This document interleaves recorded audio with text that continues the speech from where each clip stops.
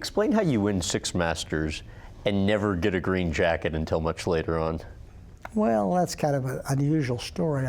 When I won the Masters in 1963, at the presentation they brought out a coat, because obviously they don't know who's going to win the tournament, but they brought out a coat that was a 46 long.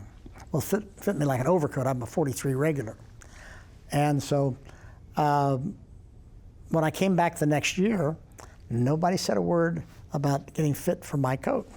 So, but they put a coat in my locker, which actually was Tom Dewey's coat, former governor of New York, lost to Truman and for the presidency. And Dewey had passed, and so they said, here, Tom Dewey's obviously gone, and he'd try his coat on, it fit me perfect. And so I suppose for the next 20 years, I wore Tom Dewey's coat. Nobody ever said a word to me. Every time I won it, I just put back on Tom Dewey's coat.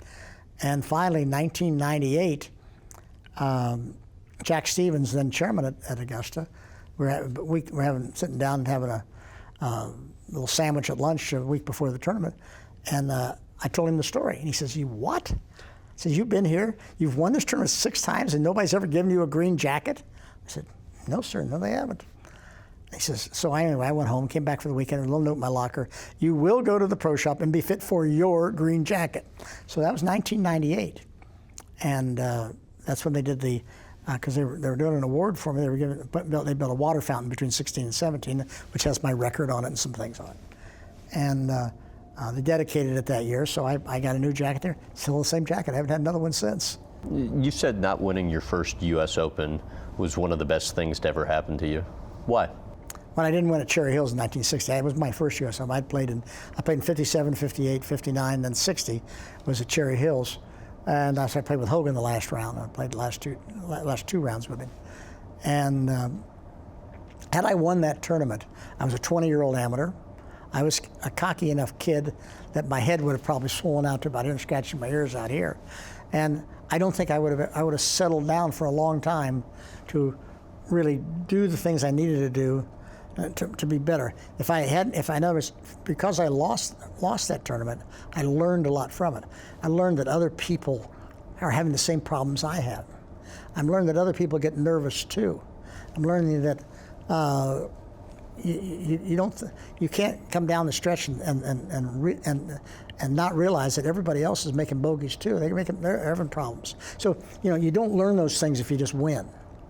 And so by losing that, I look back on it. I said, Arnold and I we kid each other a lot because Arnold won that tournament in 1960. And I told him, I said, "Palmer, if I hadn't shot 39 the last 9 holes at Cherry Hills, nobody ever heard of you." And he laughs and he said, "Yeah." He says, "If I hadn't 3-putted 9 times at Oakmont, nobody ever heard of you either." There you go. So we all have our things where we do things, we lose and we win. Right. We know where to go with it. But I just felt like would I have liked to have won that tournament and won as an amateur at 20 years old? You betcha. But do I think that was probably in my best interest in the long run not to have won? I think it was. For all the tournaments you've won and mementos and mementos and mementos that you've gotten over the years, what about a money clip from a 1963 driving competition made it such a keeper?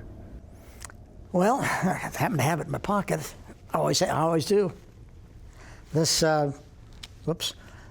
money clip was a money clip that I won in 1963, Dallas Athletic Club, and it says driving distance winner. They used to have a PGA driving contest. So in 1963, I hit it 341 yards, 17 inches.